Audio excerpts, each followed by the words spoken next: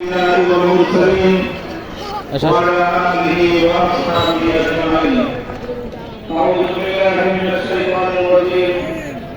بسم الله الرحمن الرحيم. ولا تحسبن الله غافلا عما يعمل الظالمون. صدق الله العظيم.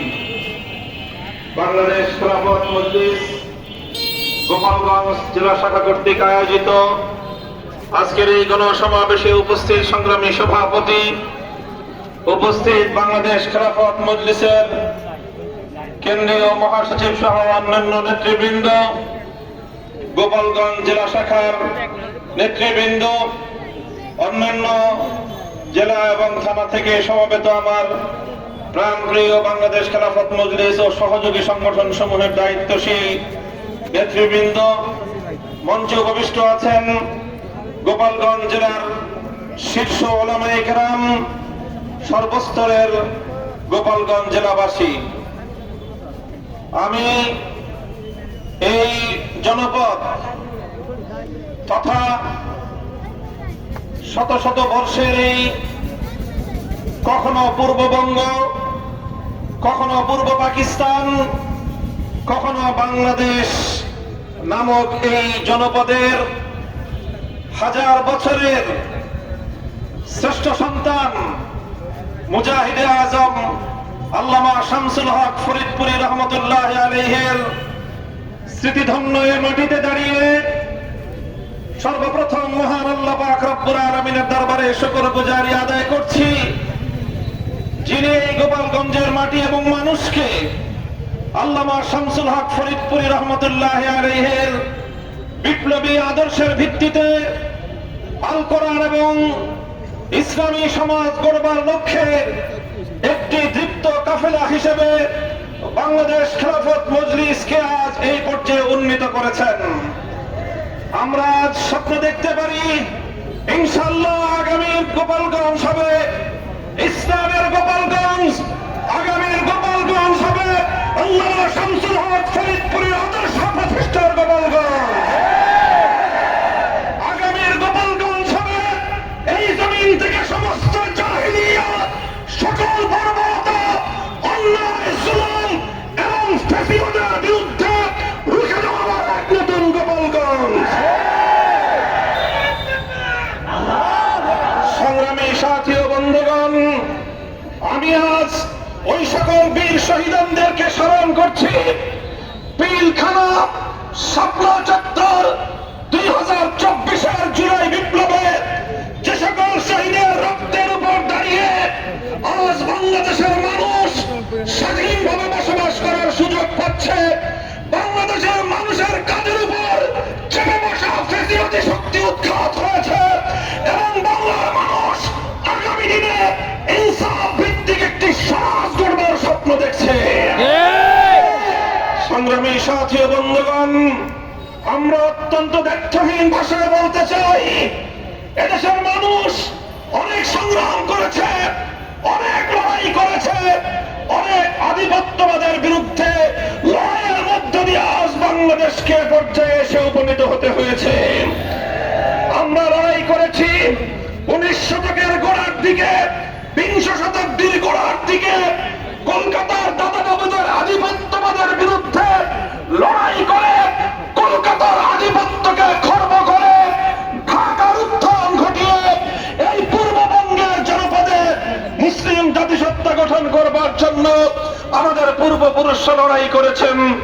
আমাদের পূর্বপুরুষরা 1947 সালে সেই দিল্লির আধিপত্যবাদকে অস্বীকার করে একটি মুসলিম জাতিসত্তার ভিত্তিতে দেশ গড়বার লক্ষ্যে একটি স্বাধীন সার্বভৌম মুসলমানদের জনপদ হিসেবে এই পূর্ব পাকিস্তান নামক এই জনপদকে তারা দিল্লির আধিপত্য থেকে মুক্ত করেছে।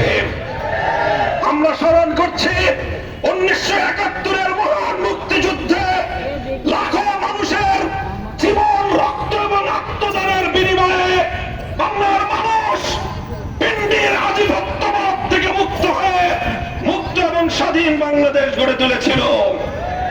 দুঃখ এবং পরিতাপের বিষয়ে 1905 সালে আমরা বঙ্গভঙ্গ করলাম, 1947 সালে আমরা মুসলিম জাতিসত্তার ভিত্তিতে দেশ গঠন করলাম। 71 আমরা জুলুম এবং বৈষম্যের বিলোপের জন্য মুক্তিযুদ্ধ করলাম, কিন্তু বাংলাদেশের মানুষ সেই মুক্তিযুদ্ধের সুফল তথা বৈষম্যহীন সমাজ গড়তে পারল না।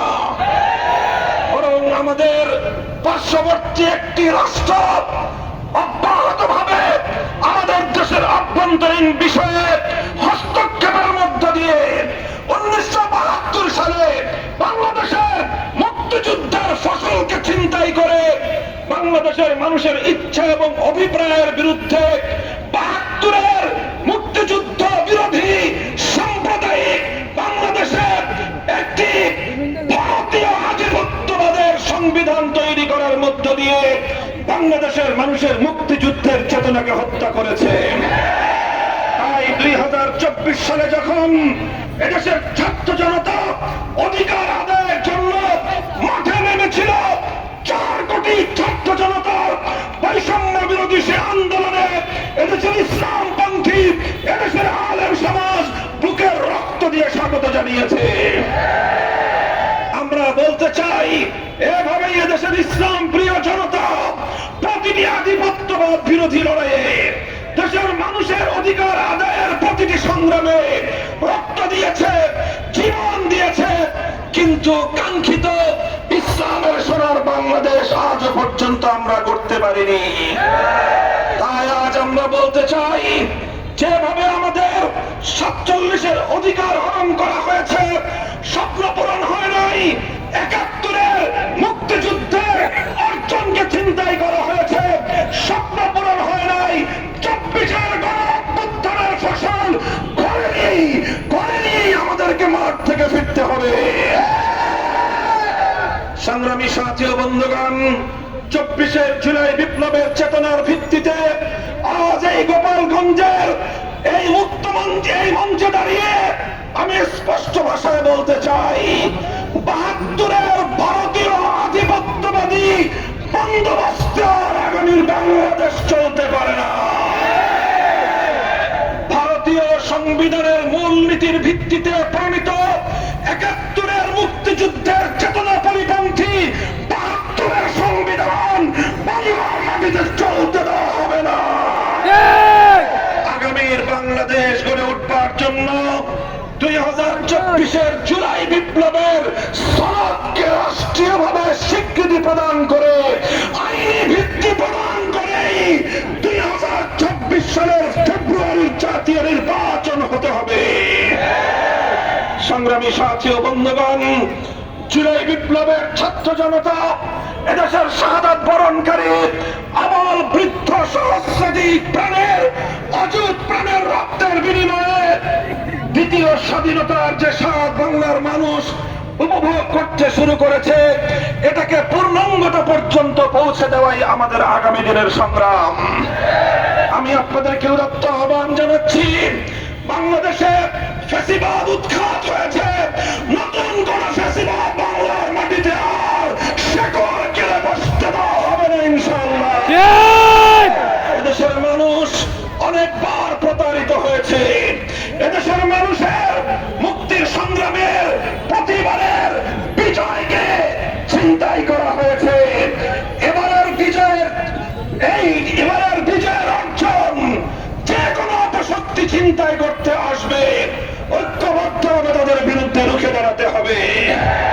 প্রস্তুত থাকবেন তো ইনশাআল্লাহ? বাংলাদেশ খেলাফত মজলিসের পক্ষ থেকে গোটা বাংলাদেশে আমরা আমাদের রিকশা প্রতীকে দলীয় মনোনয়ন প্রদান করেছি, প্রার্থী ঘোষণা করেছি। আমি আমার মনোনীত সংগঠনের প্রার্থীদেরকে আপনাদের কাছে তুলে দিতে চাই এবং আপনাদেরকেও বলতে চাই, আমরা নির্বাচনে যেভাবে অংশগ্রহণ করি না কেন, আমরা যাদেরকে মনোনয়ন দিয়েছি আগামী 5 বছর আপনাদের যে কোনো দুঃখ কষ্টে, আপনাদের যে কোনো সমস্যা সম্ভাবনায় আমাদের প্রার্থীরা আপনাদের সাথে ছায়ার মতো সঙ্গী হয়ে থাকবে ইনশাআল্লাহ। আমি আমার দায়িত্বশীলদেরকে বলতে চাই, আমাদের মনোনীত প্রার্থীদেরকে বলতে চাই, আপনাদের কাঁধে এই জনগণের জনপদের 5 বছরের দায়িত্ব অর্পণ করে গেলাম। এই আমানতের দায়িত্ব পালন করেই আল্লাহর কাছে জবাবদিহিতা করতে হবে, জনগণের কাঠগড়ে আপনাদেরকে জবাবদিহিতা করতে হবে। সুতরাং জুলাই সনদের ভিত্তিতে উচ্চ কক্ষে সংসদে দ্বিকক্ষ বিশিষ্ট সংসদ গঠনের সিদ্ধান্ত হয়েছে জাতীয় ঐক্যমত্য কমিশনে। কিন্তু সেই উচ্চ কক্ষ কিভাবে গঠিত হবে সেটা নিয়ে বাংলাদেশের রাজনৈতিক পক্ষগুলো একমতে আসতে পারেনি। আমাদের জন্য এটা অত্যন্ত দুর্ভাগ্যজনক।